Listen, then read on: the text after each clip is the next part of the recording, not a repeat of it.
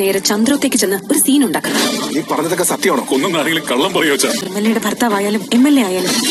Hello guys, അങ്ങനെ നമ്മുടെ സുഗമോദേവി പുതിയ പ്രമോല് നമ്മുടെ ഇസബെല്ല അറിഞ്ഞു നന്ദൻ അവിടെ സത്യങ്ങളൊക്കെ വെളിപ്പെടുത്തി എന്ന കാര്യം. അങ്ങനെ തന്നെ നമ്മുടെ ഇസബെല്ല കെവിന്റെ അടുത്ത് വന്ന് പറയുന്നുണ്ട്, നമുക്ക് ചന്ദ്രോത്ത് ചെന്ന് ഒരു അടിപൊളി സീൻ ഉണ്ടാക്കണം, എല്ലാവരും ഞെട്ടത്തക്ക രീതിയിലായിരിക്കണം എന്നൊക്കെ പറഞ്ഞ് പ്ലാൻ ചെയ്യുവാണ്. അപ്പൊ നമ്മുടെ കെവിൻ പ്രത്യേകിച്ചൊന്നും മറുപടി പറയുന്നില്ല കേട്ടോ.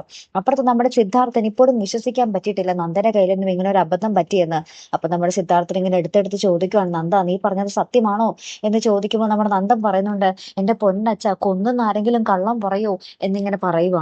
അപ്പുറത്ത് നമ്മുടെ ദേവികയാണെങ്കിൽ ചന്ദ്രമതിയെ കണ്ട് കാര്യം പറയുന്നുണ്ട്. എന്നിട്ട് നമ്മുടെ ദേവിക പറയുന്നുണ്ട്, ചെയ്തത് തെറ്റാണെങ്കിൽ ആരായാലും ചെയ്തവൻ ശിക്ഷിക്കപ്പെടണം എന്ന് പറയുന്നുണ്ട്. കുറ്റം ചെയ്തവൻ ശിക്ഷിക്കപ്പെടണം, അതിപ്പോ MLA ഭർത്താവായാലും MLA ആയാലും എന്നിങ്ങനെ പറയുകയാണ്. അപ്പൊ എന്തായാലും നന്ദൻ ഏകദേശം ജയിലിൽ പോകും എന്നുള്ളൊരു ധാരണയായി നമ്മൾ പ്രേക്ഷകർക്കല്ലേ. ഇനി ആരാണ് നന്ദൻ അവിടെ രക്ഷകനായിട്ട് വരിക എന്നുള്ളത് മാത്രം നമുക്ക് അറിഞ്ഞാൽ മതി. കാത്തിരിക്കാട്ടോ. അപ്പൊ അടുത്തൊരു വീഡിയോയുമായി വരുന്നത് വരയ്ക്കും ഗുഡ് ബൈ.